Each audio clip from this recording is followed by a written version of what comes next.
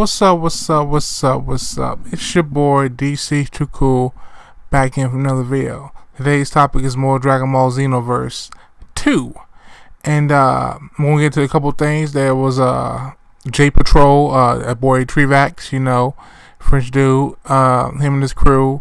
They held an interview at Japan Expo. Apparently they were there. They had an actual interview with Harada-san, executive producer behind Dragon Ball Z games, Dimps, and Dragon Ball Xenoverse 2. So I'm going to go over the top things that was discussed in this interview that's very important to Xenoverse 2. Alright, number one thing is, after beating the game, you'll be able to go back and change the history. So I'm not sure if this means that you'll be able to have like an alternate playthrough, like option A path, option B path.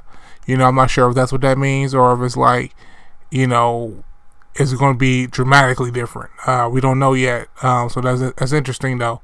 Number two, you won't be able to play as any giant characters, and he said you won't be able to play as giant characters, or a giant character. So I'm not sure if he means all giant characters like Great Ape, Super Namex, or he was just talking about one. But he said no, you can't. Just like blatantly, no, you can't.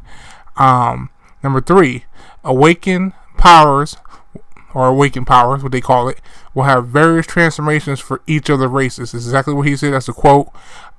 So it sounds like even the humans and Mechans will have multiple variations for their race, not just Saiyans and Frieza race and everything.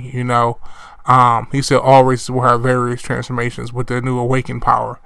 Number four, God transformations, like they might not be in the game.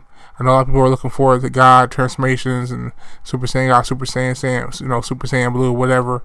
But basically, he said it's all about a balance. Yeah, the fans want this and everything, and they take consideration. But at the end of the day, if Saiyans have 6 or 7 transformations and other races only have 2 or 3, it becomes a balancing issue because they're gonna have a big advantage on power, for attack, attack up and defense up and increase, stat buff across the board. So that's why God transformation may not be in Xenoverse 2, just for the simple fact that they're trying to keep all the characters as balanced as possible for the custom side of things. So moving on to number 5, there won't be very many new stages in this game. We said there won't be very many new stages, which for the most part, I'm not surprised by that. They had pretty much for the most part all the main stages that counted. Sure, there's a couple of them that you could put in the game and stuff. Like they have done that, especially with the movie characters. Get the islands. We got Hell with Janemba. So it won't be very many new stages, but that's fine. We're getting up there. They shouldn't have to put very many. They shouldn't have to put very many more in the game anyway, because they had a lot in Xenoverse 1.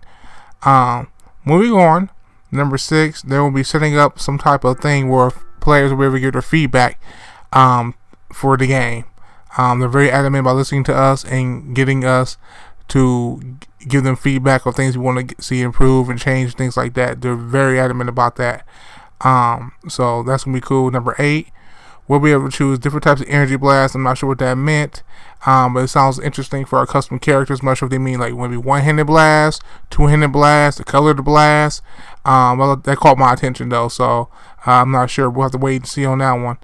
And number 9, the last thing that's very important, which most people should already know this, but all the costumes, well, he didn't say all, but he said the costumes and the characters, which will be from Xenoverse 1 back into Xenoverse 2.